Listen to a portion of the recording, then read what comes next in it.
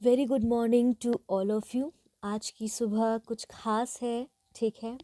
और आज मैं जानती हूँ कि सभी बहुत व्यस्त होंगे आज के अपने ड्यूरेशन में, आज के अपने पूरे दिन में। तो क्यों ना हम अपने जो लेक्चर 1, 2 और 3 को, जिसमें हम देखेंगे, मैं वापस आ जाती हूँ लेक्चर पर आ जाती हूँ वरना आप बहुत कंफ्यूज हो जाने वाले हैं। लेक्चर 1, 2, 3 जो हमने डिस्कस किया है अभी तक, उसको क्यों ना हम फटाफट से आज रिवाइज कर लें, लेक्चर 1, लेक्चर 2 और लेक्चर 3 को, ताकि जिन बच्चों ने अभी तक पूरे लेंथ के जो वीडियोज़ हैं नहीं देखे हैं, उनके लिए बड़ा बेनिफिशियल हो जाएगा ये, और एक तरीके से रिवीजन हो जाएगा, ताकि कल जब हम एक नया लेक्चर को देखें तो वहाँ पर हम क्या करेंगे, और नए टॉपिक्स को देखेंगे। लेकिन क्या है कि जो पीछे पड़ा है वो कहीं भूल तो नहीं गए हैं। तो आज हम सबसे पहले यहाँ पर क्या देखने की कोशिश करेंगे, लेक्चर 1 को यहाँ पर देखते हैं, फटाफट से देखते हैं कि क्या क्या हमने पढ़ा था, क्या क्या महत्वपूर्ण था, उसको एक बार रिवाइज कर लेते हैं, ठीक है। देखिए, अब सब कुछ ये पढ़ाया हुआ ही पीडीएफ है, तो इसमें मैं कुछ नया नहीं करने वाली हूँ। इसमें बस ये कि जो आपको पढ़ाया है उसको एक बार से फिर से हम रिवाइज कर लेते हैं। कौन कौन से लेक्चर, लेक्चर 1, लेक्चर 2 और लेक्चर 3, ठीक है। और कोई चीज़ रह गई होगी फिर से आपका रिवीजन हो जाएगा, तो इसमें थोड़ा जल्दी हो जाएगा। उसमें आपका 1-1 घंटे की क्लास थी, ठीक है। तो जो बच्चे नए हैं, मुझे नहीं जानते हैं, वो मुझे फॉलो कर सकते हैं मेरे इंस्टाग्राम चैनल पर, मेरे टेलीग्राम हैंडल पर। यहाँ पर पीडीएफ लिंक इत्यादि सब कुछ आपको अवेलेबल हो जाएगा, तो आप इन दोनों जगह, इन दोनों सोशल मीडिया पे आप मुझे फॉलो कर सकते हैं, ठीक है। अगर अभी तक वीडियोस को लाइक नहीं कर रहे हैं या वीडियोस को शेयर नहीं कर रहे हैं या चैनल को सब्सक्राइब नहीं किया है, तो प्लीज़ ऐसा कर दीजिए, ताकि टाइमली आपको नोटिफिकेशन मिले और नए नए वीडियोज़ आपको समय से प्राप्त होते रहें, ठीक है। जैसा कि आपने देखा स्वच्छ सर्वेक्षण की, यहाँ पर जब सबसे पहले हमने देखा था कि स्वच्छ सर्वेक्षण जो है वो कब हुआ, हमने देखा कि द्रौपदी मुर्मू जो, माफ़ी चाहती हूँ, राष्ट्रपति हैं, उनके द्वारा इस परिणाम की घोषणा की गई थी। और इसमें कितनी छावनियाँ, कितने शहर, नगर इत्यादि की बात की गई है। और अगर आप ध्यान देंगे तो ये हमारा 8वां संस्करण है, स्वच्छ सर्वेक्षण, ये हमारा 8वां सर्वेक्षण है, ठीक है, संस्करण है। और इस बार भी आप देखेंगे कि पहली पोजीशन पे क्या क्या याद रखना है, उस पर ज़्यादा अभी फोकस करना है। पहली पोजीशन पे इंदौर और सूरत फिर से काबिज हुए हैं। इंदौर 7वीं बार सबसे स्वच्छ शहर जो है घोषित किया गया, और इस बार प्रथम रैंक पे सूरत भी है, यानी कि मध्य प्रदेश और गुजरात के एक एक शहर है, इंदौर और सूरत, ठीक है। टॉप 5 की बात की जाएगी तो आप ये याद करना, इंदौर, सूरत, नवी मुंबई, विशाखापट्टनम, भोपाल। लेकिन टॉप 2, टॉप 3 आप ध्यान रखिएगा, ठीक है। इसके बाद आप देखेंगे यहाँ पर हमने नोटिस किया कि ये जो शहर है वो 1 लाख से अधिक जनसंख्या वाले हैं। तो 10 शहर की रैंकिंग दी गई है, जिसमें प्रथम रैंक आप देखेंगे इंदौर और सूरत को दिया गया, जो कि जिसकी जनसंख्या 1 लाख से अधिक की अंतर्गत आती है। आपसे अगर पूछा जाए शीर्ष 5 शहर, वो जिसकी जनसंख्या 1 लाख से कम है, ठीक है, ध्यान रखना, 1 लाख से ज़्यादा है तो टॉप 1 में कौन है, इंदौर और सूरत, फिर नवी मुंबई, विशाखापट्टनम, भोपाल, फिर 1 लाख से कम जनसंख्या श्रेणी में आपका सासवड़, महाराष्ट्र, पाटन है, ठीक है। फिर आपसे पूछा जाए, अगर मान लीजिए कि 5 राज्य, शीर्ष 5 राज्य वो बताइए जो स्वच्छ सर्वेक्षण के अंतर्गत आते, क्या राज्य की बात कर रहा है, ठीक है। तो देखेंगे आपने क्या नोटिस किया कि अगर हम देखें कि यहाँ पर कह रहा है कि टॉप 10 में जो शहर है उसमें इंदौर आ रहा है, लेकिन जब राज्य की बात हो रही है तो टॉप 5 में आपका राज्य आ रहा है महाराष्ट्र, और सेकंड में आपका आ रहा है एमपी। टर्निंग पॉइंट है, ध्यान रखिएगा, स्टेट में महाराष्ट्र और एमपी है, ठीक है। और उसके अंतर्गत यूपी की बात की जाए तो 27 राज्यों की सूची के अंतर्गत यूपी का 9वां स्थान आता है, यानी कि टॉप 10 में स्टेट में यूपी का 9वां स्थान आता है, जबकि बिहार 15वें स्थान पर। हमारे लिए फिलहाल यूपी इंपॉर्टेंट है, क्योंकि आप यूपी का एग्जाम देने जा रहे हैं। इसके साथ साथ यूपी के एग्जाम की बात हो रही है तो आपको गंगानगर याद रखनी, क्योंकि इसमें देखा है आपने ऊपर क्या लिखा था कि 61 छावनियों और 88 गंगा किनारे बसे शहर और नगर भी इसमें शामिल किए गए। और यूपी में गंगा किनारे जो नगर शामिल हैं वो कौन कौन से, वाराणसी, प्रयागराज, बिजनौर, हरिद्वार और कन्नौज। यूपी में अगर देखा जाए तो 4 हैं इसमें, वाराणसी, प्रयागराज, बिजनौर और कन्नौज, और हरिद्वार आपका एक उत्तराखंड से शामिल है। तो आप देखेंगे टॉप जो 5 है उसके अंदर 4 तो यूपी के, एक आपका उत्तराखंड का है, ठीक है। और एक चीज़ याद रखना है कि मध्य प्रदेश का जो महू छावनी है वो सबसे स्वच्छ छावनी के अंतर्गत घोषित किया गया। तो छावनी आए तो महू छावनी मध्य प्रदेश का है, ठीक है।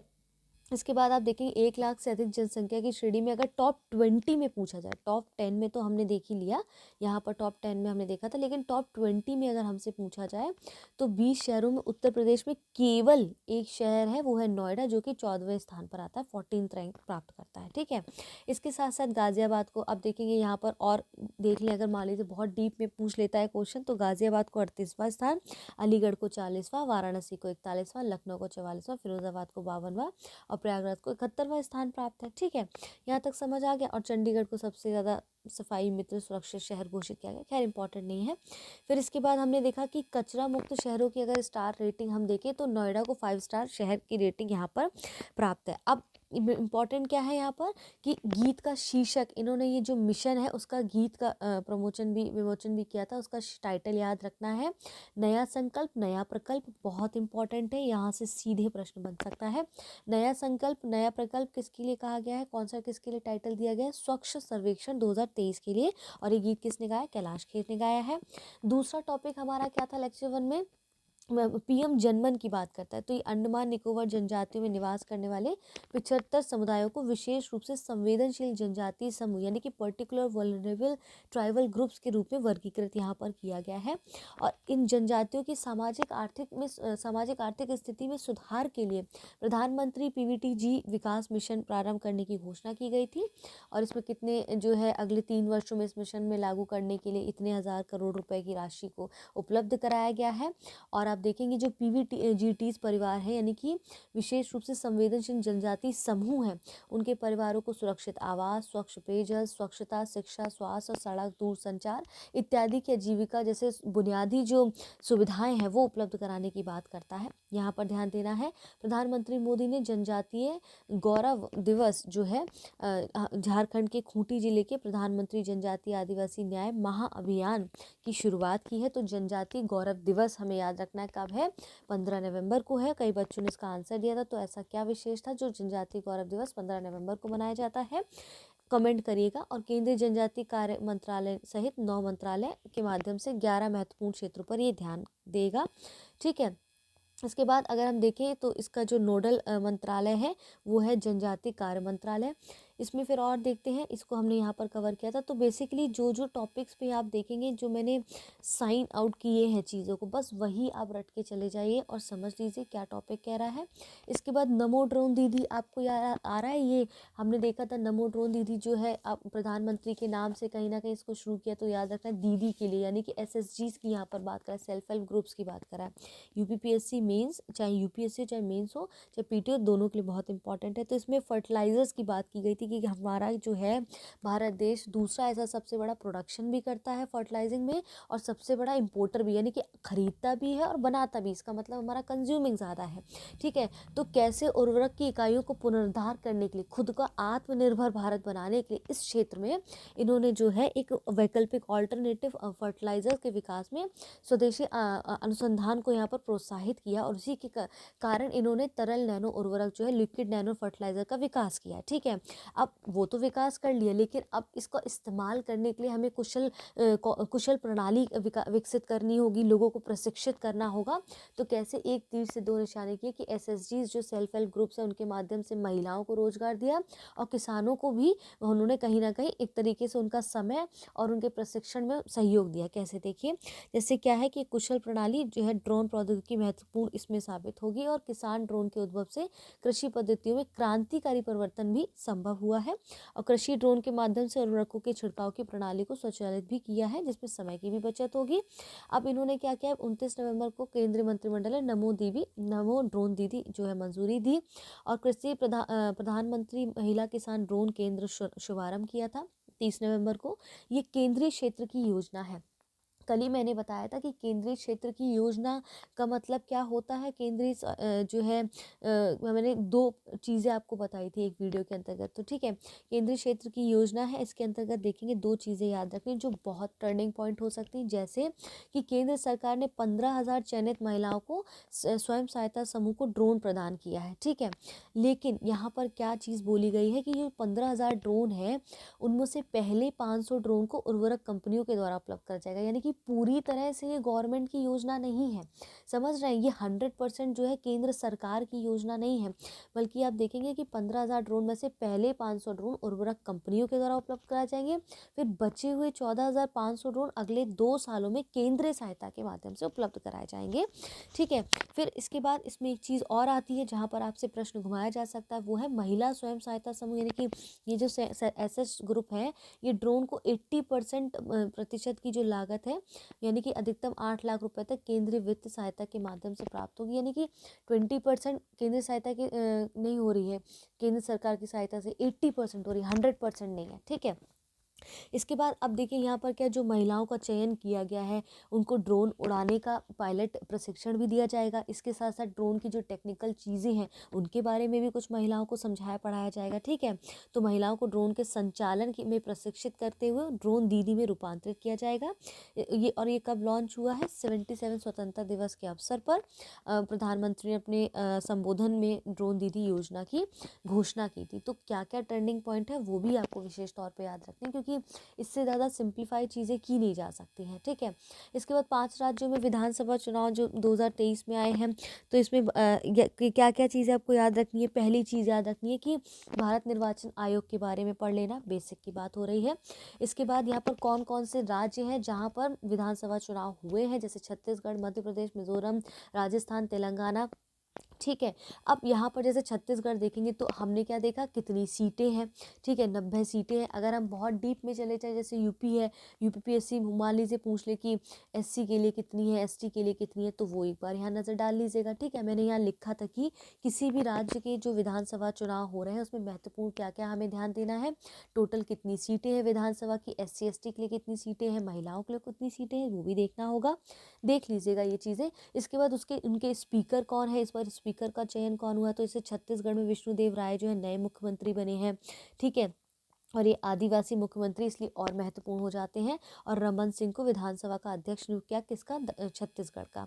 ठीक है, और देखिए मैंने चीज़ें छोड़ी हुई हैं, तो बहुत भागने की ज़रूरत नहीं कि सब कुछ पढ़ना है, कोई मतलब नहीं, वरना इस वीडियो का कोई मतलब नहीं। ठीक है, तो अब इसमें छत्तीसगढ़ में हम एक बार देख लीजिएगा कि किस पार्टी को कितनी सीटें प्राप्त हुई हैं।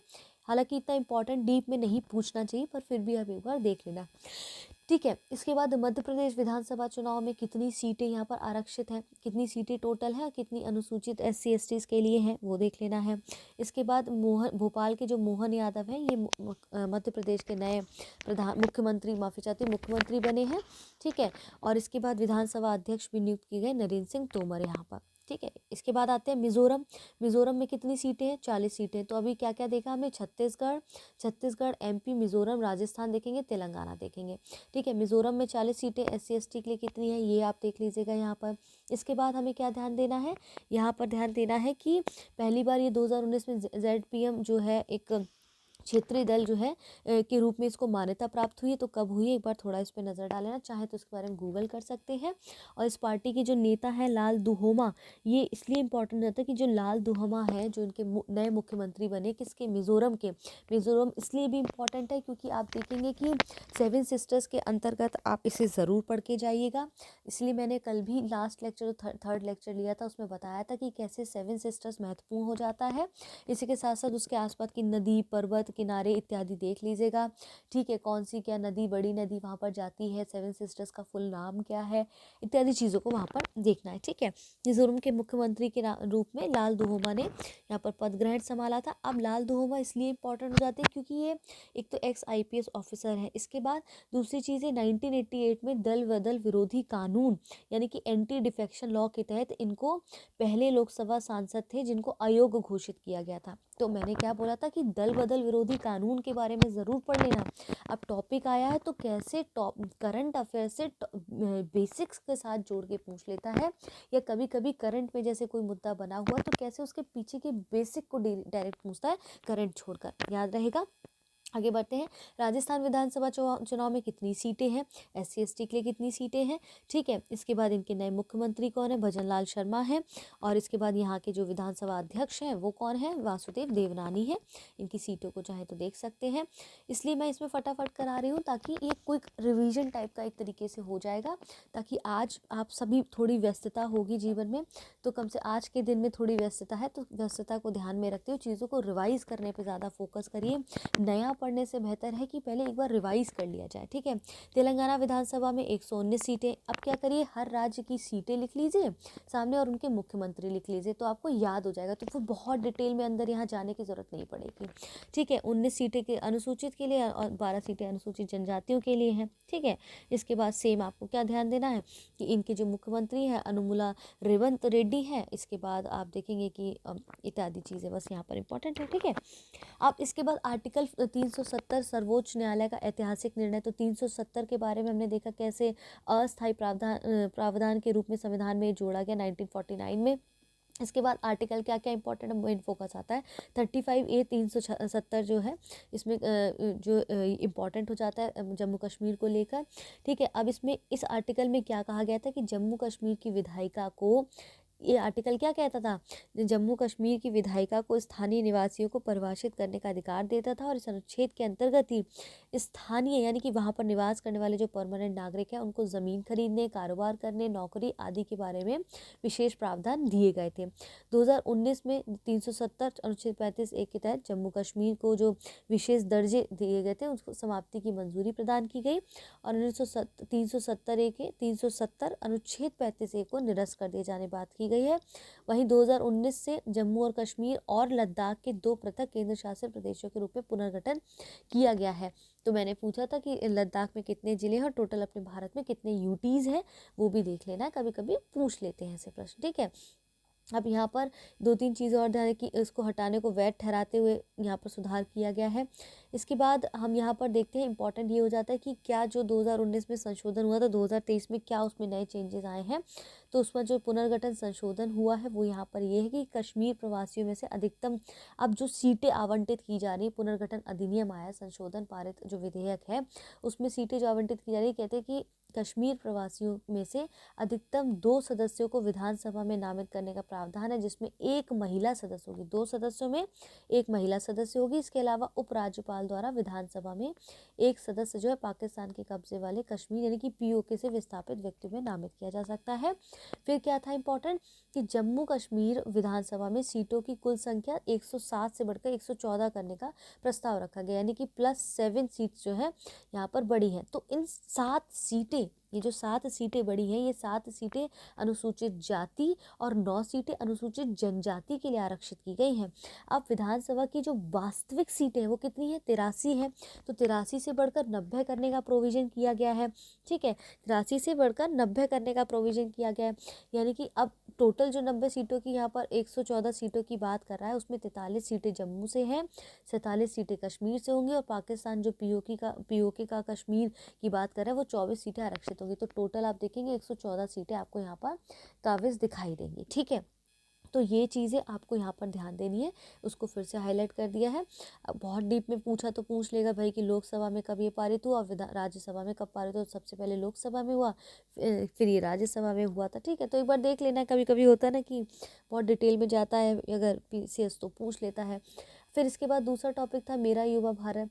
तो ये भी हमने देखा अमृतकाल के दौरान इसको जो है ये लाया गया था, ठीक है। और यहाँ पर आप देखेंगे कि युवाओं को देश में भविष्य रचने के लिए एक महत्वपूर्ण भूमिका निभानी है, क्योंकि देश 2047 तक अमृत भारत का निर्माण करने के परिवर्तन विकास यात्रा पे। तो अमृतकाल की डेफिनेशन क्या होती है, क्योंकि मैंने कहा था अमृतकाल और अमृत महोत्सव में डिफरेंस है। तो अमृतकाल क्या है, स्वतंत्रता की 75वीं वर्षगांठ से लेकर 100वीं वर्षगांठ तक 25 वर्षीय अवधि को अमृतकाल की संज्ञा दी गई, जो 2047 में अमृत भारत का जो है निर्माण करने परिवर्तन विकास का जो है यात्रा है, ठीक है। तो यहाँ पर क्या है, ये जो मेरा युवा भारत, आपसे मेरा युवा भारत भी पूछ सकते हैं या पूछ सकते हैं माई भारत, ठीक है। तो याद रखना है दोनों में से कोई आता है तो कंफ्यूज नहीं होना है। तो जो ग्रामीण युवा है शहरी युवा हैं। ग्रामीण शहरी युवाओं को एकल मंच पर लेकर आने के परिप्रेक्ष्य में केंद्र सरकार ने स्वायत्त शासी यानी कि ऑटोनोमस बॉडी का नाम रखा है मेरा युवा भारत, जिसको माई भारत भी कहा गया है। ठीक है, कब लाया गया था? राष्ट्रीय एकता दिवस के अवसर पर। राष्ट्रीय एकता दिवस कब मनाया जाता है? 31 अक्टूबर को। और ये क्यों मनाया जाता है ये आप देख सकते हैं इंटरनेट पर।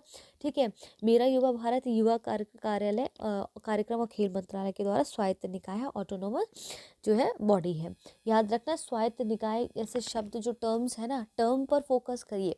टर्म क्या कह रहा है फोकस करिए, प्रश्न में बदलाव वहीं से आएगा। ना यकीन हो तो एक बार आप जरा प्रीवियस ईयर का क्वेश्चन उठा के देख लीजिए। ठीक है, इसके बाद आप देखते हैं राष्ट्रीय युवा नीति। युवा, अब इन्होंने जो युवा बोला है, युवा की सही डेफिनेशन इन्होंने क्या दी है कि इसके अनुरूप क्या 15 से 29 वर्ष आयु के जो युवा हैं उनको लाभान्वित करना। उसी के साथ साथ किशोरों के बारे में भी कहा है कि 10 से 19 वर्ष आयु के जो वर्ग के लाभार्थी हैं उनको भी इस घटक के रूप में इसमें शामिल किया जाएगा। ठीक है, तो ये दोनों चीज़ें इंपॉर्टेंट हो जाती हैं। अब मेरा युवा भारत एक फिजिकल नया टर्म यहाँ पर यूज़ किया है पहली बार, फिजिकल मंच है। फिजिकल मतलब यहाँ पर फिजिकली भी और डिजिटली भी जो है एक साथ डिजिटल रूप से जुड़ने का अवसर प्रदान करेगा। तो फिजिकल मतलब फिजिकली भी और डिजिटली भी। ठीक है, इसके बाद ये युवाओं को मात्र, चलो ये इंपॉर्टेंट नहीं, ये इंपॉर्टेंट है, ये देख लिया। इसके बाद नेक्स्ट टॉपिक आता है हमारा जो हमें रिवीजन करना, आज़ादी का अमृत महोत्सव क्या क्या पढ़ना है। कि बस देखिए हाईलाइट कर रहा है कि कौन से दिन जो है जनजाति गौरव दिवस मनाया गया।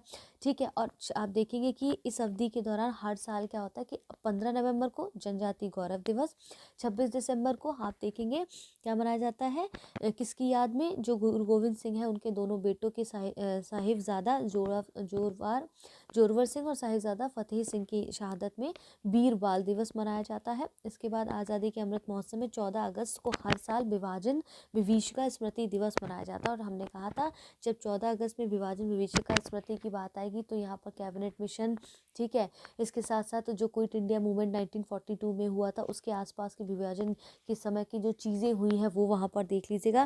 मैंने ऑलरेडी टॉपिक में बताया था, वो सब चीज़ें आप वहाँ पर देख सकते हैं। ठीक है, इसमें अब कुछ और बताने को है नहीं। इसके बाद यहाँ पर आते हैं कि आज़ादी अमृत महोत्सव की जो आधिकारिक शुरुआत है वो कब हुई थी, देख लेना है इसमें। ठीक है, आज़ादी के अमृत महोत्सव के दौरान जो सबसे अच्छा प्रदर्शन करने वाले राज्य कह लें, यूटी कह लें, कौन कौन से, जम्मू कश्मीर, गुजरात, जम्मू कश्मीर पहले, फिर इसके बाद गुजरात है, तीसरे नंबर पे 2 राज्य हैं, हरियाणा और राजस्थान। किसकी बात कर रही हूँ मैं, आज़ादी के अमृत महोत्सव का जो समापन हुआ है उसमें शीर्ष 3 जो राज्य या केंद्र शासित प्रदेशों को रखा गया, जम्मू कश्मीर, दूसरा है आपका गुजरात और तीसरे नंबर पे आपका हरियाणा और राजस्थान है। तो तीसरे नंबर पर 2 राज्य हैं, याद रखना है। ठीक है, इसके बाद ये कर्तव्य पथ पर हमने देखा कि कैसे ये मेरी माटी मेरा देश के अंतर्गत इसको शुरू किया गया, कि कैसे ये जो है आप देखेंगे इसके अंतर्गत कि किस प्रकार से जो वीर हैं, जो वीरांगना है, उनको श्रद्धांजलि देने के लिए आयोजित किया गया था। एक सर्वोच्च बलिदान दिया था जिन्होंने। और इस अभियान की टैगलाइन याद रखिएगा, मेरी माटी मेरा देश का क्या है, मिट्टी को नमन, वीरों को वंदन। ठीक है, और अमृतकाल महोत्सव स्मारक जो है कर्तव्य पथ पर बनाया गया था, हमने देखा है। इसके बाद आपका आता है भारत की पहली रैपिड रेल सेवा, नमो भारत ट्रेन। तो नमो, देखिए प्रधानमंत्री के नाम से जहाँ पर ये चीज़ें हो रही हैं वहाँ पर संभावनाएं बढ़ जाती हैं प्रश्न पूछने की। ठीक है, तो अब नमो ट्रेन भारत की पहली रैपिड है। तो हमने देखा ये क्षेत्रीय रैपिड ट्रांजिट प्रणाली, ऐसा नहीं है कि पहली क्षेत्रीय जो है रैपिड रेल है, बल्कि आप देखेंगे मेट्रो भी तो क्षेत्रीय है। लेकिन फ़र्क क्या है इस रीजनल में उस रीजनल में, कि वो रीजनल में क्या फ़र्क है कि भाई वो हर 2-2 मिनट पे रुक के जो है छोटे छोटे डिस्ट्रिक्ट से कनेक्ट करता है मेट्रो, चाहे वो दिल्ली में हो, चाहे लखनऊ में, चाहे जहाँ भी हो। लेकिन यहाँ पर क्षेत्रीय रैपिड ट्रांजिट मेट्रो जो रीजनल रैपिड ट्रांजिट सिस्टम की बात कर रहा है, ये रेल बेस्ड है। ठीक है, यानी कि ट्रेन बेस्ड है और एक शहर से दूसरे शहर तक ये आवागमन की सुविधा देता है। और ये लंबी दूरी तय करता है, मेट्रो लंबी दूरी नहीं, ये लंबी दूरी तय करता है। और ये उससे 3 गुना ज़्यादा फास्ट है, 3 गुना ज़्यादा जो है ये गति इसकी है और लंबी दूरी तय करता है। और क्या अच्छी चीज़ है, कम ठहराव है, मतलब स्टेशंस बहुत कम है इसमें। मतलब मेट्रो जैसे हर 2-2 मिनट के लिए रुकती है ना, वैसा नहीं है, हर 2-2 मिनट के लिए स्टेशन पे रुकती है, हर जगह से कनेक्ट होती है, ऐसा इसमें नहीं है। इसमें क्या क्या है, इसमें 8 गलियारे जो है RRTS है, यानी कि रीजनल रैपिड ट्रांजिट सिस्टम के 8 गलियारे हैं, वो 8 गलियारे क्या हैं यहाँ पर दिया गया है, ध्यान रखिएगा, पढ़ लीजिएगा, हो सकता है पूछ ले। ठीक है, इसमें प्रधानमंत्री मोदी ने उत्तर प्रदेश के गाजियाबाद स्थित साहिबाबाद, इसे इंपॉर्टेंट नहीं, ये ध्यान दीजिए, यहाँ पर साहिबाबाद से दुहाई डिपो को जोड़ने वाली नमो भारत रैपिड एक्स ट्रेन को हरी झंडी, तो सबसे पहले हरी झंडी किसको दिखाई है, साहिबाबाद से दुहाई डिपो को जोड़ने वाले हैं। ठीक है, तो ये क्या, रैपिड एक्स ट्रेन को हरी झंडी दिखाकर रवाना कर दिया गया है। इसके बाद दिल्ली गाजियाबाद मेरठ RRTS गलियारे की कुल लंबाई कितने किलोमीटर है, ध्यान रखना है। और भारत की पहली क्षेत्रीय रैपिड ट्रांजिट प्रणाली की डिज़ाइन 180 किलोमीटर प्रति घंटा स्टेटमेंट के तौर पर पूछ सकते हैं। तो यहाँ पर इतना ही इंपॉर्टेंट है, दोबारा से भी सेम वही बताया मैंने, कुछ एक्स्ट्रा एड ऑन नहीं किया है। तो जो भी पढ़ाया है उसको बस रिवाइज कर लीजिए, बहुत महत्वपूर्ण है। गंगे डॉल्फिन अब उत्तर प्रदेश का जलीय जीव है, ध्यान रखिए, उत्तर प्रदेश का जलीय जीव है, लेकिन यहाँ पर कहा जाए कि उत्तर प्रदेश का स्टेट राज्य मछली क्या है, तो हमें याद होना चाहिए चितला है। ठीक है, उत्तर प्रदेश की स्टेट फिश कौन सी, चितला है। ठीक है, लेकिन गंगे जो डॉल्फिन की बात करें, इसे जलीय जीव, उत्तर प्रदेश के जलीय जीव के रूप में मान्यता दी गई है। वहीं राष्ट्रीय जलीय जीव अगर आप देखेंगे तो 2010 में गंगा नदी डॉल्फिन को दिया गया था। इसके बाद आप देखते हैं कि ये जो आप इम्पॉर्टेंट यहाँ पर और भी क्या चीज़ें हो जाती हैं, जैसे कि अब ये गंगा डॉल्फिन है, तो गंगा डॉल्फिन क्या पूरे मीठे जल की मछली है या फिर खारे जल की भी, तो दोनों की है। लेकिन पूरे विश्व में अगर हम देखें तो 4 जो है डॉल्फिन प्रजातियां पाई जाती हैं जो मीठे पानी की, फ्रेश वाटर में पाई जाती हैं। ठीक है, तो वो एक तो हमने देख लिया गंगा डॉल्फिन हमारे यूपी में, भारत में है। इसके अलावा 3 जो मीठे पानी की डॉल्फिन है वो कहाँ कहाँ है, याद रखना है। यांगत्से नदी चीन में पाई जाने वाली वेजी डॉल्फिन, सिंधु नदी में पाई जाने वाली भुलन डॉल्फिन, अमेजन नदी में पाई जाने वाली बोटो डॉल्फिन है। ठीक है, इसके बाद यहाँ पर हमने देखा क्या क्या चीज़ें इंपॉर्टेंट है कि जो स्टेट मछली है यूपी की वो है चितला है, गंगे डॉल्फिन नहीं है, गंगा डॉल्फिन नहीं है आपकी। इसके बाद आपकी जो ये गंगे डॉल्फिन की जो बात हो रही है उसे आई, अब यहाँ पर बहुत इंपॉर्टेंट चीज़ें, 3 चीज़ें क्या इंपॉर्टेंट है, ये जो किसकी बात कर रहे हैं टॉपिक पे ध्यान दीजिए, गंगे डॉल्फिन की बात कर रहे हैं। तो गंगे डॉल्फिन के IUCN में क्या स्थिति है, IUCN में इसको रेड लिस्ट में जारी किया गया है। ठीक है, रेड लिस्ट के इंडेंजर्ड श्रेणी के अंतर्गत रखा गया है। फिर इसके बाद इसको वन्य जीव संरक्षण अधिनियम 1972 की अनुसूची 1 यानी कि शेड्यूल 1 में रखा गया। साइट्स कन्वेंशन और international trade in endangered species of wild fauna और फ्लोरा की परिशिष्ट 1 के अंतर्गत रखा है। 3 फैक्ट है, IUCN की रेड लिस्ट में संकटग्रस्त में रखा गया है, वन्य जीव संरक्षण अधिनियम 1972 सूची 1 के अंतर्गत रखा गया है, साइट्स के अपेंडिक्स 1 के अंतर्गत गंगे डॉल्फिन को रखा गया है। बहुत महत्वपूर्ण है, प्रश्न घुमा के पूछ सकता है। एक बार देख लीजिएगा ऐसे कि घोल मछली जिसको हम गोल्डन फिश भी कहते हैं, गुजरात की राज्य मछली है, हालांकि यूपी का पेपर है बट पूछ सकते हैं, तो एक बार देख लीजिएगा। ठीक है, इसके बाद नदी डॉल्फिन महत्वपूर्ण आवासों को संरक्षित करने के रूप में कुछ किसी जगह को भाई इनको संरक्षण भी तो देना है, इनके आवासों को सुरक्षित संरक्षण भी तो देना है। तो वो आवास क्या है इनका, विक्रमशिला डॉल्फिन अभ्यारण्य जो कि बिहार में है, और ये बिहार के भागलपुर जिले में स्थित है। इंपॉर्टेंट है, ये याद रखना है फैक्ट।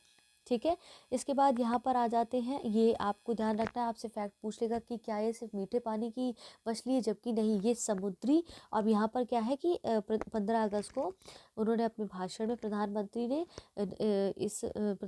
क्या, नदी और समुद्री दोनों डॉल्फिनों के संरक्षण को बढ़ावा देने के लिए प्रोजेक्ट डॉल्फिन की घोषणा की थी इन्होंने।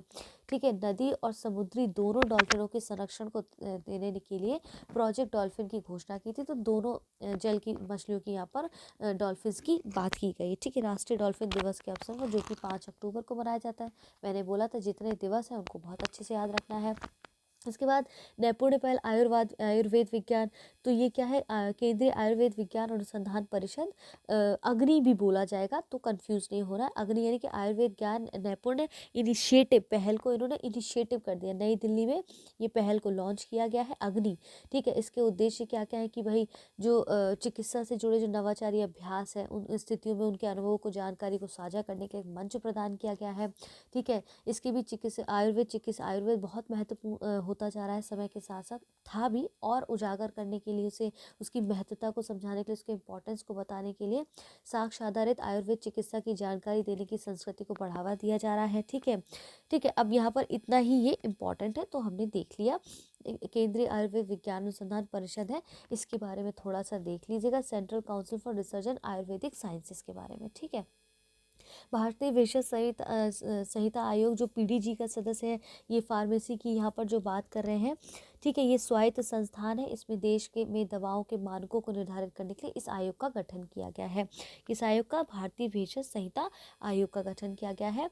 और इसमें देखेंगे कि अक्टूबर में फार्माकोपियल वार्ता समूह जो हुई है, इसकी वार्षिक बैठक हैदराबाद में हुई है। ये इसलिए बहुत बहुत महत्वपूर्ण है बच्चों, ये टॉपिक इसलिए बहुत महत्वपूर्ण है क्योंकि सबसे पहले जो इसमें 3 बार जो बैठकें हुई हैं वो आपकी बैठकें हुई हैं हमेशा अमेरिका, यूरोप और जापान में हुई है। इससे बाहर पहली बार कोई बैठक हुई वो हुई है भारत में। भारत में कहाँ? हैदराबाद में हुई है। और पहली ये व्यक्तिगत रूप से, ठीक है, बैठक हुई, वरना वर्चुअली होती थी, ठीक है। और विश्व स्वास्थ्य संगठन यानी कि WHO इस समूह के एक ऑब्जर्वर के रूप में यहाँ पर काम करेगा। क्लियर है। इसके बाद बहुत इंपॉर्टेंट टॉपिक आ जाता है समक्का सरक्का केंद्रीय जनजाति विश्वविद्यालय, बहुत इंपॉर्टेंट है। ये कुंभ के मेले के बाद दूसरा ऐसा सबसे बड़ा मेला है जिससे जठारा मेला, मेदाराम जठारा के नाम से भी जाना जाता है। और एशिया का सबसे बड़ा जनजातीय लार्जेस्ट ट्राइबल फेयर है जो हम बता रहे हैं, जिसको देखेंगे कि इसमें जो तेलंगाना के दूसरी सबसे बड़ी जनजाति समुदाय है कोया जनजाति, उसके द्वारा ये जो मेला है किया जाता है। और ये द्विवार्षिक मेला है, ध्यान रखना है क्या क्या इंपॉर्टेंट है। सरक्का समक्का जो समक्का और सर लम्मा जो बात की जा रही है, ये एक तरह से बेटी और माँ बेटी की जोड़ी थी जिन्होंने 12वीं शताब्दी में काकतीय शासकों के द्वारा जो सूखे की स्थिति के दौरान भी जनजाति लोगों पर टैक्स लगाया जाता था, उनके ऑब्जेक्शन में, उनके विरोध में यहाँ पर जो है उन्होंने एक विद्रोह किया था, ठीक है। उसके ऊपर इसका नाम रखा गया है।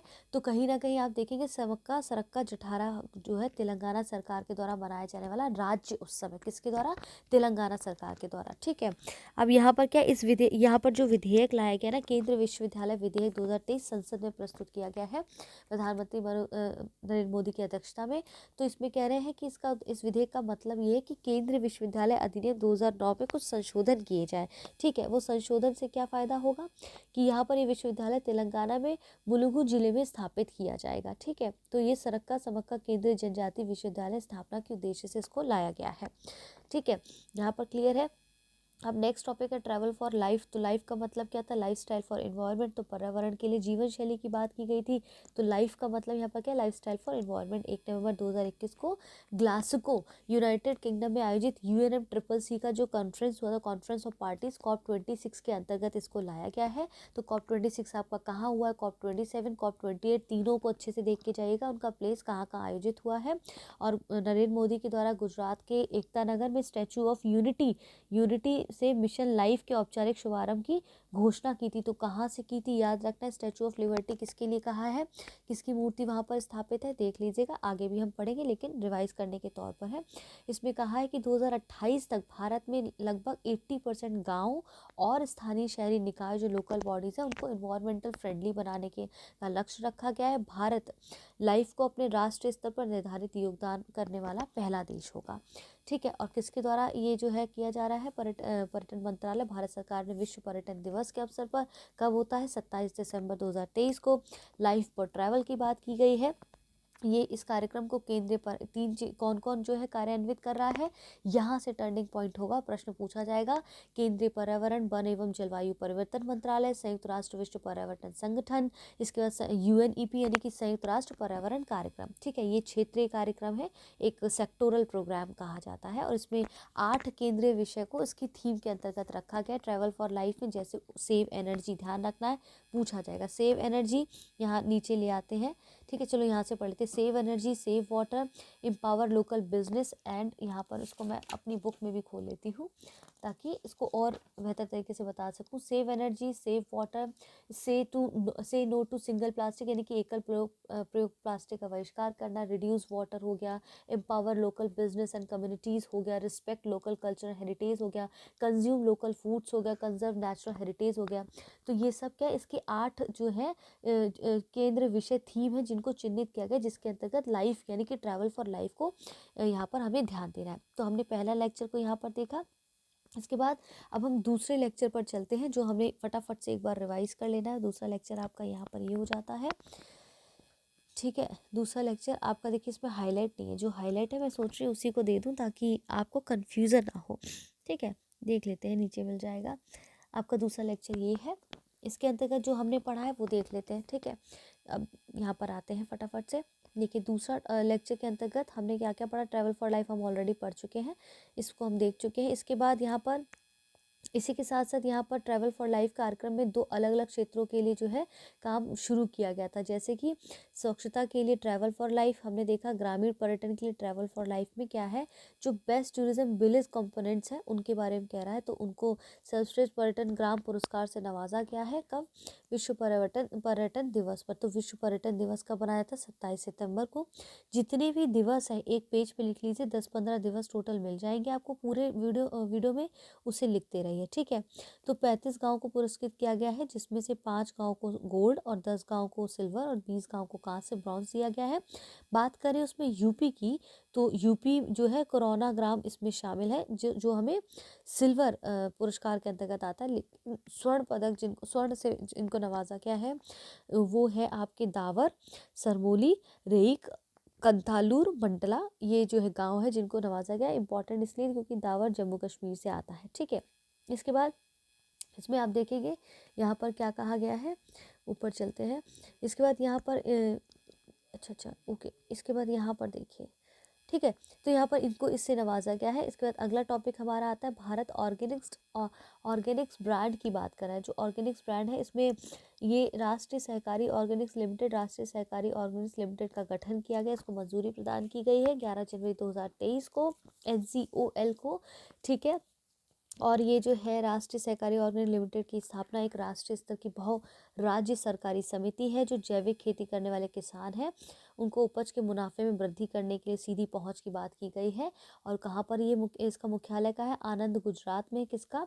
राष्ट्रीय सहकारी ऑर्गेनिक लिमिटेड का गठन कब हुआ देख लेना, इसका मुख्यालय आपका देखेंगे कहाँ पर है, गुजरात आनंद में है, इसलिए इम्पोर्टेंट है। और ये जो NCOL के द्वारा नई दिल्ली में क्या हुआ, सहकारिता के माध्यम से जैविक उत्पादों को बढ़ावा देना, इसका विषय रखा गया। ये जो आप देखा हमने, ये जो लिमिटेड जो है इसका गठन किया गया है, इसका जो थीम है वो है सहकारिता के माध्यम से जैविक उत्पादों को बढ़ावा देना है। और इस संगोष्ठी के अवसर पर भारत ऑर्गेनिक ब्रांड के 6 उत्पादों को यहाँ पर जारी किया गया है, ठीक है। सिंपल सा था, जिसको हाईलाइट किया वो आप देख सकते हैं यहाँ पर। एकात्मता की मूर्ति हमने देखा कि एकात्मता की मूर्ति में आदि शंकराचार्य जी के बारे में बताया गया, तो आदि शंकराचार्य जी के बारे में बेसिक देख लेना है। इसके साथ साथ अद्वैतवाद की यहाँ पर बात हुई, तो मैंने कहा था अद्वैतवाद ये सब जितने भी इनके प्रतिपादक कौन है, संपादक कौन है, ये ध्यान रखना है, क्योंकि हमें पता होना चाहिए आदि शंकराचार्य जी ने क्या किया है कि 4 मठों की इन्होंने स्थापना की थी। वो 4 मठ कौन से? श्रृंगेरी, पुरी, द्वारका, बद्रीनाथ। आप देखेंगे लोकेशन वाइज देख लीजिएगा कहाँ पर कौन सा पड़ता है, तो वो महत्वपूर्ण हो जाता है, ठीक है। इसके बाद अगर मैंने कुछ पिछली वीडियो में पूछा हो तो बता दीजिएगा, मुझे अभी याद नहीं आ रहा मैंने क्या पूछा था। इसके बाद इस मूर्ति का जो अनावरण है ओंकारेश्वर में आयोजित शंकर वत रणम के समारोह के दौरान किया, तो ओंकारेश्वर में इस मूर्ति का आयोजन की बात की जा रही है। तो अब यहाँ पर एक बात याद रखनी, ओंकारेश्वर क्योंकि मध्य प्रदेश में है, तो खंडवा जिले की पुनासा तहसील में अंतर्गत ओंकारेश्वर में मंधाता पर्वत है। अब देखिए ज्योग्राफी से जोड़ लीजिए इसको, ऐसे ही प्रश्न बनेगा, कहीं अलग से कुछ ज्योग्राफी से नहीं बनती है चीज़ें, सब कनेक्टेड रहता है कहीं ना कहीं। तो मंधाता पर्वत का अगर नाम आएगा तो ओंकारेश्वर में अवस्थित है। और आदि शंकराचार्य जी की जो मूर्ति बनाई जा रही है वो 100 फीट लंबी है और चलने की मुद्रा में इसको बनाया गया है। और ये मिश्र धातु से निर्मित है, जिसमें 88% तांबा, 8% टिन, 4% सीसा, इन सब से बनाया जा रहा है, ठीक है। और वासुदेव कामत जो है प्रसिद्ध चित्रकार, उन्होंने बनाया है।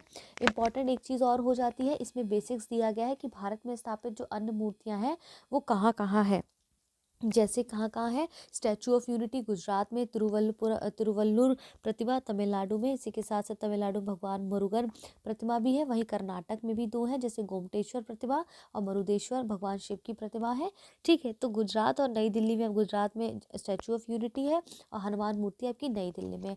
तो मैंने आपको यहाँ पर कई चीज़ें बता दी हैं, ठीक है। 2020-21 में ऐसी लिस्ट पूछी गई मैच द फॉलोइंग में, तो याद रखना है कौन सी मूर्ति कहाँ है। वैसे स्टैचू ऑफ इक्वलिटी की बात करेगा तो मेरीलैंड अमेरिका में है, जिसमें BR अम्बेडकर की पहली ऐसी 19 फीट की ऊंची मूर्ति का अनावरण किया गया है। तो BR अम्बेडकर की बात आई है तो बाहर से बाहर सबसे ऊंची मूर्ति की प्रतिमा बनाई गई। तो याद रखना है कि इन्होंने दलितों के उत्थान के लिए क्या क्या, इनकी किताबें कौन कौन सी लिखी गई हैं, राउंड टेबल कॉन्फ्रेंस के बारे में पढ़ लेना, प्रारूप समिति के बारे में पढ़ता जाना। और ये सब आपको PYQ हिस्ट्री के PYQ या फिर आप पॉलिटी का PYQ देखेंगे, उसमें आपको अच्छे से मिल जाएगा, तो बहुत भटकने की ज़रूरत नहीं। घटना चक्र का पुनरावलोकन है, वहाँ समझ आ जाएगा, ठीक है। पूना समझौता पैक्ट क्या था, कॉन्स्टिट्यूशन में इनका क्या एक रोल था, उसके बारे में थोड़ा सा पढ़ लेना होगा, बेसिक में कभी कभी जा सकते हैं। इसका राष्ट्रीय हल्दी बोर्ड का गठन कब हुआ, तो इसमें ध्यान क्या देना है कि जो हल्दी है उसका जो किस परिवार से संबंधित है, जिंजीबेरेसी, ठीक है। पुष्पीय पादप है ये और सदाबहार औषधीय गुणों से युक्त पादप है। इसके बाद इस हल्दी में जो जैव सक्रिय यौगिक होते हैं वो कौन सा, कर्क्यूमिनॉइड्स जो है एक जैविक सक्रिय यौगिक इसमें पाया जाता है। और सबसे ज़्यादा हल्दी उत्पादन वाले राज्य कौन से, महाराष्ट्र है, तेलंगाना है, कर्नाटक और तमिलनाडु है।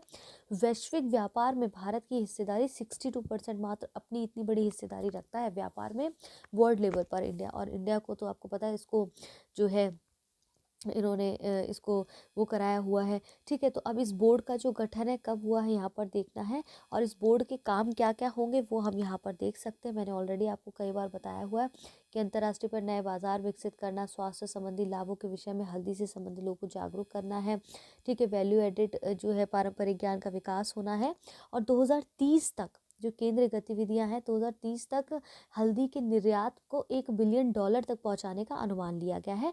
तो ये हमें कुछ फैक्ट्स है जो रटने होंगे। इसके बाद दूसरा हमारा था इसका, हाँ एक चीज़ याद रखिएगा, मैंने बताया था कि टारगेट पूछ लेता है कि इस गठन का जो टारगेट है वो क्या है, 2030 तक $1 बिलियन तक पहुंचने का अनुमान किया गया है।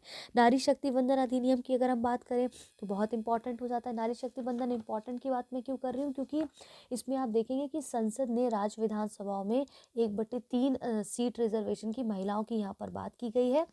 उसके उद्देश्य से इसको लाया गया था, जो अभी लागू नहीं हुआ है, ठीक है। तो पहले ऐसा नहीं है कि पहली बार ये जो है अधिनियम ये जो अधिनियम लाया गया, जबकि 4 बार इसको ऑलरेडी लाया जा चुका था। वो 4 बार कब कब, 11वीं लोकसभा जो कि 1996 में हुई थी, 12वीं लोकसभा जो कि 1998 में हुई थी, ठीक है। इसके बाद आप देखेंगे 13वीं लोकसभा जो अटल बिहारी वाजपेयी के समय पर हुई थी 1999 में, उस दौरान भी इसको लाया गया था, पर इसको इम्प्लीमेंट नहीं किया गया है। लेकिन उसके बाद फिर आप देखेंगे 2008 में प्रधानमंत्री मनमोहन सिंह के समय पर भी इसको लाया गया था, ठीक है। फिर इसके बाद 2014 में जो 15वीं लोकसभा थी वो भंग हो गई थी, यानी कि फिर 16वीं लोकसभा आई थी बाद में, ठीक है। तो आप कंफ्यूज नहीं होना, 2014 में 15वीं लोकसभा भंग हो गई थी, उसकी जगह पे फिर 16वीं लोकसभा आई थी। फिर इसके बाद 2000 अभी 17वीं लोकसभा चल रही है, फिर 18वीं लोकसभा आएगी। तो इस तरह से क्रम याद रखना है, कौन से ईयर में कौन सी लोकसभा का गठन हुआ है, क्योंकि यहाँ से भी मैच द फॉलोइंग में प्रश्न पूछे जाते हैं, ठीक है।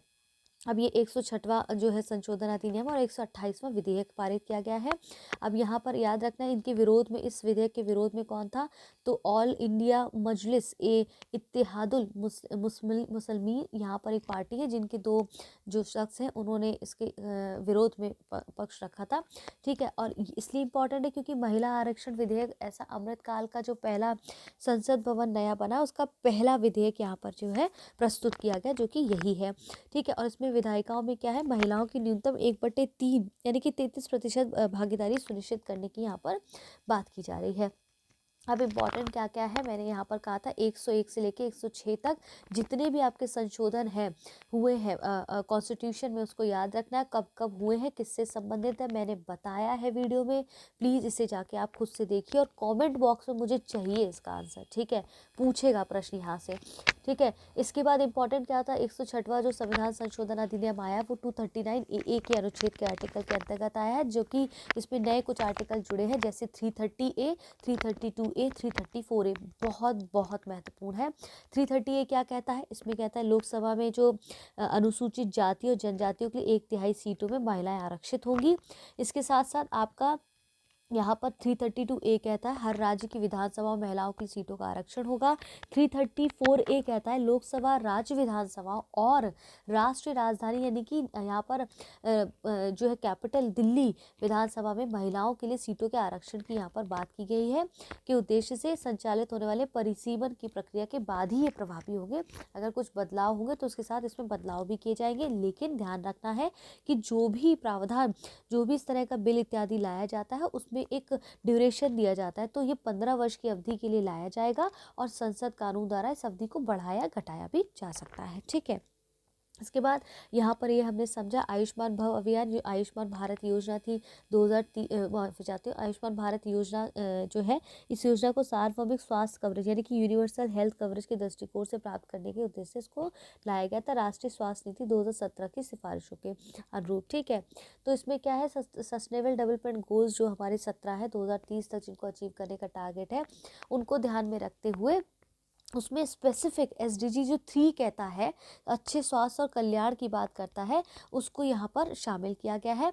और आयुष्मान भारत में 4 स्तंभ, 4 पिलर है जिनको ध्यान में रखकर काम किया जाएगा, जैसे हेल्थ एंड वेलनेस सेंटर। ठीक है, इसके बाद प्रधानमंत्री जन आरोग्य योजना। तो जब ये जो योजनाओं की बात यहाँ पर स्तंभ की बात कर रहे हैं, याद रखना है, देख लेना है कि कब कब इनको लाया गया, क्योंकि हो सकता है इनके स्तंभ जो 4 है उसी से प्रश्न बन जाए। प्रधानमंत्री आयुष्मान भारत स्वास्थ्य अवसंरचना मिशन, प्रधानमंत्री आयुष्मान भारत डिजिटल मिशन। ठीक है, तो यहाँ पर हमें याद रखना, हमने एवीडीएम को पढ़ा भी था लेक्चर 3 के अंतर्गत, तो ध्यान रखिएगा अभी जब हम रिवाइज करेंगे तो एवीडीएम क्या कहता है, किसके संदर्भ में लाया गया, तो तुरंत आपके क्लिक होना चाहिए। ये नहीं कि उसको हम अलग से फिर से पढ़ेंगे तभी समझेंगे। लेक्चर लाने का ही मतलब ये कि फटाफट से कैसे 1 घंटे में तीनों लेक्चर्स को हम फटाफट से एक बार गो थ्रू हो जाते हैं बिना कुछ फॉरवर्ड किए उसको। ठीक है, इसके बाद द्रौपदी मुर्मू ने गांधीनगर गुजरात में वर्चुअल मीटिंग के द्वारा आयुष्मान भव अभियान शुरू किया था। और ये अभियान जो है केंद्रीय स्वास्थ्य परिवार कल्याण मंत्रालय के द्वारा, मंत्रालय से प्रश्न बनता है, सीधे स्टेटमेंट दे देता है। ठीक है, राष्ट्रव्यापी स्वास्थ्य सेवा पहल है, हर गांव हर शहर के स्वास्थ्य सेवाओं को अधिकतम कवरेज सुनिश्चित करना इसका उद्देश्य है। ये जो है बनाया गया आयुष्मान भव। ठीक है, अब इसके अंतर्गत यहाँ पर 3 घटक है, कौन कौन से, आयुष्मान आपके द्वार 3.0, आयुष्मान मेला, आयुष्मान सभा। क्यों, अब देखिए, आरोग्य मंथन 2023, राष्ट्रीय स्वास्थ्य प्राधिकरण की 2 प्रमुख योजनाओं ने एक महत्वपूर्ण पड़ाव को प्राप्त किया है, जिसके संदर्भ में आरोग्य मंथन एक आयोजन हुआ था, जिसमें जो 2 योजनाएं हैं, जैसे एबी पीएमजे आयुष्मान भारत प्रधानमंत्री जन आरोग्य योजना। अब ध्यान रखना है इसने क्यों, अब ये इंपॉर्टेंट हो जाता है क्योंकि 5 वर्ष इसने पूरे किए, कब योजना लाई गई थी, कब ये कार्यान्वयन हुआ है। ठीक है, इसके बाद दूसरी वर्षगांठ बनाई गई एवीडीएम की, और ये इसलिए इंपॉर्टेंट है क्योंकि दोनों ने अपनी सफलतापूर्वक अचीवमेंट उसको हासिल किया, और इसमें उन्होंने स्टेट्स को जो है, राज्य या फिर केंद्र शासित प्रदेशों को पुरस्कृत किया गया। इसके अंतर्गत दोनों योजनाओं के अच्छे कार्यान्वयन के लिए राज्यों और केंद्र शासित प्रदेशों को पुरस्कृत किया गया। तो सबसे ज़्यादा संख्या में उपचार, माफ़ी चाहती हूँ, सुबह सुबह थोड़ा सा हो जाता है, सर्वाधिक संख्या में जो उपचार है, हाईएस्ट नंबर ऑफ ट्रीटमेंट किस किन राज्यों में है, बड़े राज्य कौन कौन से, उसमें केरल, छोटे राज्य मेघालय, और केंद्र शासित प्रदेश आपका क्या है, पुडुचेरी हो जाता है।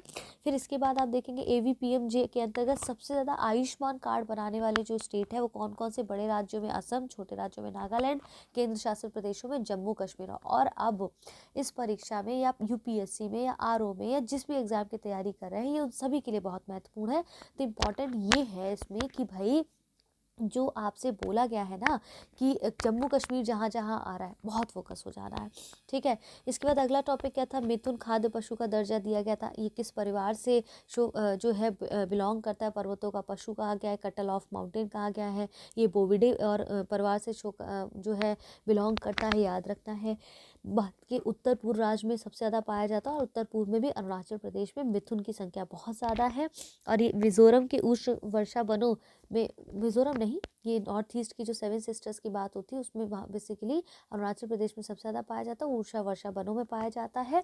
ठीक है, इंपॉर्टेंट फैक्ट ये है कि फसाई के बारे में पढ़ लेना कि फसाई जो है भारतीय खाद्य संरक्षण और मानक प्राधिकरण, ठीक है, food safety and standard authority of India ने मिथुन को आधिकारिक रूप से फूड एनिमल घोषित किया गया है।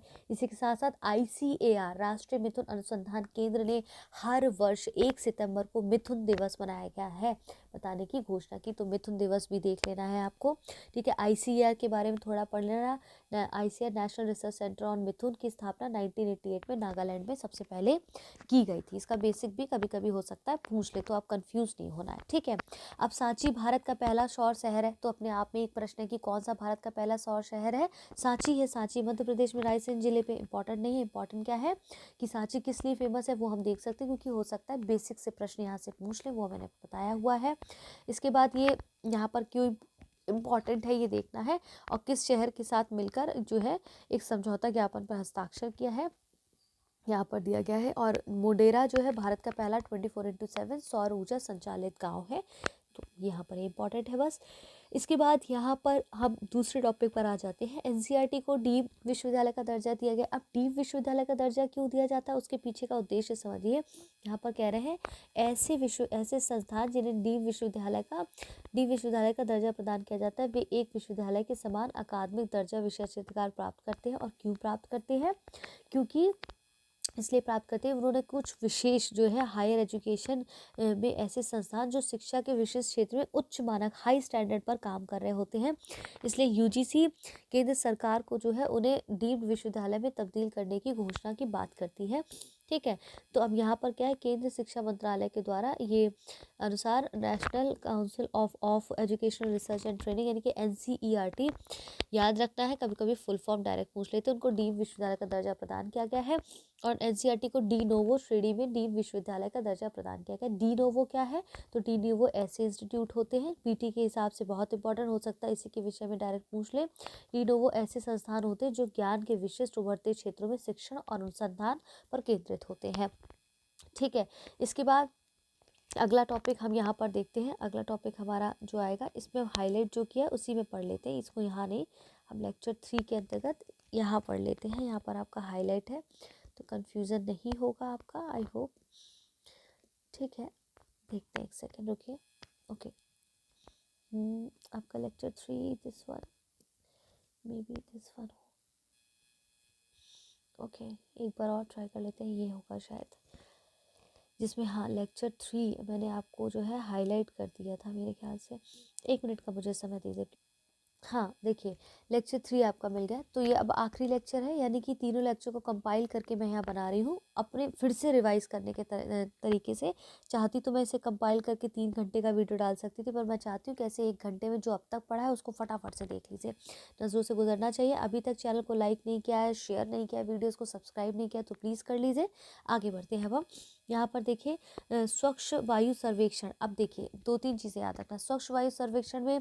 ठीक है, चाहे स्वच्छ वायु सर्वेक्षण की बात होगी या स्वच्छ शहर की बात होगी, इंदौर यहाँ पर भी काबिज है। ठीक है, इसके बाद यूपी आएगा, हम समझेंगे बाद में, यहाँ समझिए।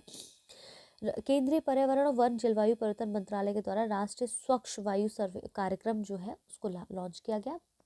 कहा गया है इस कार्यक्रम के अंतर्गत कि राष्ट्रीय क्षेत्र या कहीं पर भी वायु गुणवत्ता में सुधार करने की बात की। अगले 5 वर्षों में जो PM10 यानी कि पर्टिकुलर मैटर जो है PM10 और PM2.5 के स्तर में 20 से 30% की कटौती का लक्ष्य निर्धारित किया गया है। इसमें 131 शहरों को लक्षित किया गया है।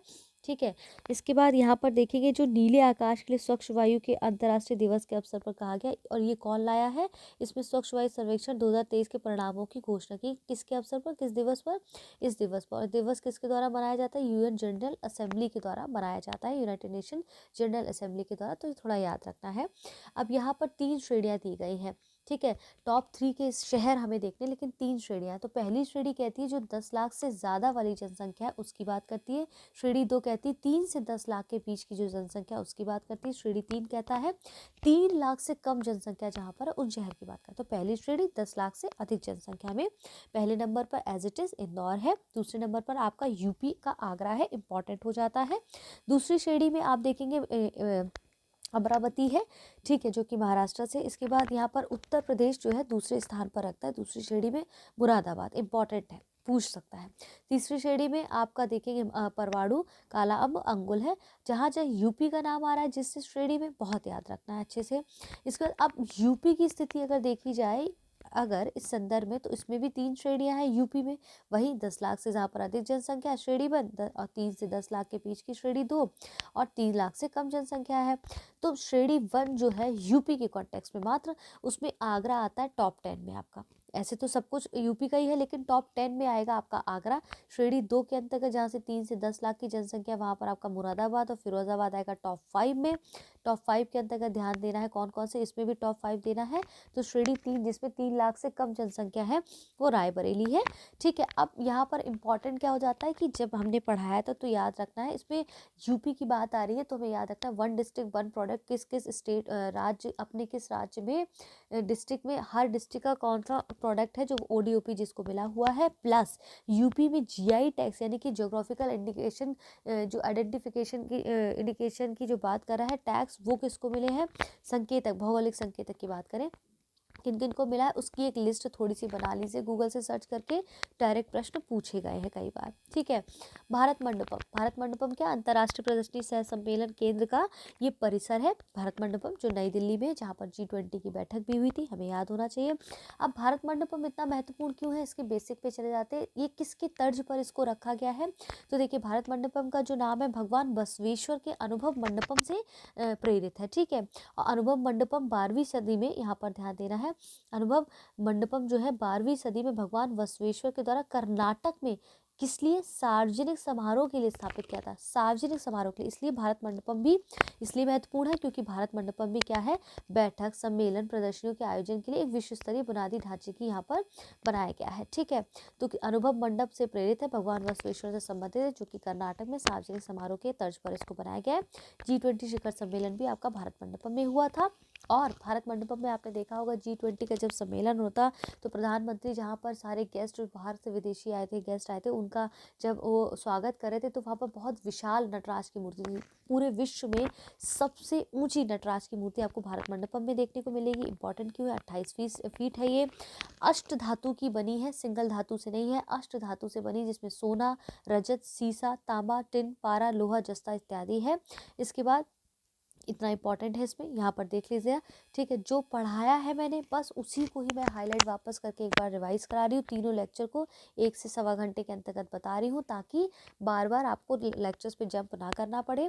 कल आपका नया लेक्चर एक और आएगा, जिसमें हम एक और नए टॉपिक से शुरू करेंगे। आज रिवीजन, इसलिए आज बहुत आपके साथ व्यस्तता होगी, तो फटाफट आज रिवीजन करना बहुत ज़रूरी है। नया पढ़ने से अच्छा पहले रिवाइज कर लो।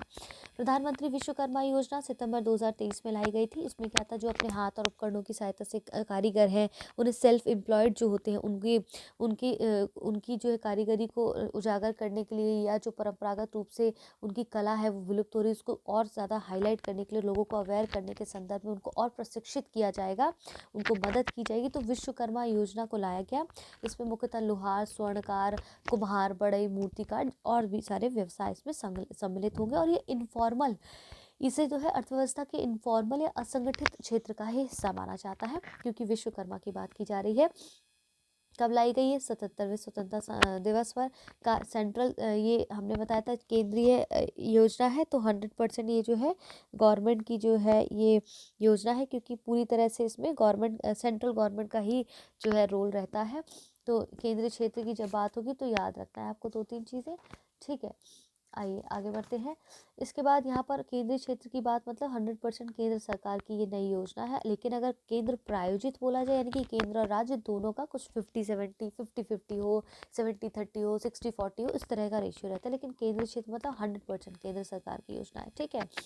और भारत सरकार द्वारा वित्त पोषित होगी।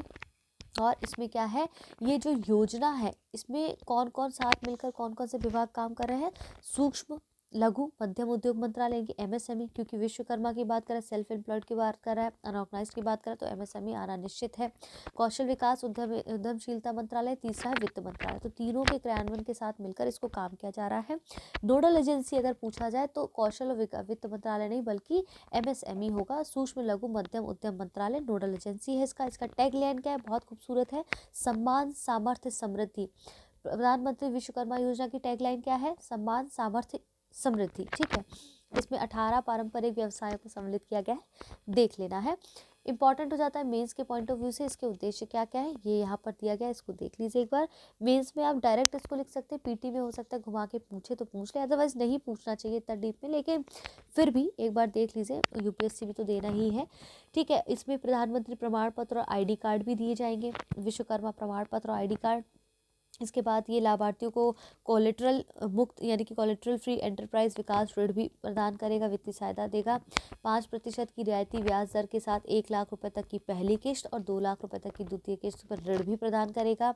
और ये त्रिस्तरीय कार्यान्वयन फ्रेमवर्क रहेगा। ठीक है। इसके साथ यहाँ पर ध्यान देना होगा हमें। ठीक है। इतना यहाँ पर इतना इम्पॉर्टेंट है फिलहाल। इसके बाद अगला टॉपिक आता है प्रथम ABDM हमने क्या देखा था, आयुष्मान भारत डिजिटल मिशन की बात करता है, 2021 में आया था ये। और किस तरह से ये 5 वर्षों की अवधि के लिए आयुष्मान भारत डिजिटल मिशन के कार्यान्वयन को मंजूरी देगा। ये केंद्रीय क्षेत्र की योजना है, जैसे मैंने बताया 100% केंद्र सरकार की योजना है।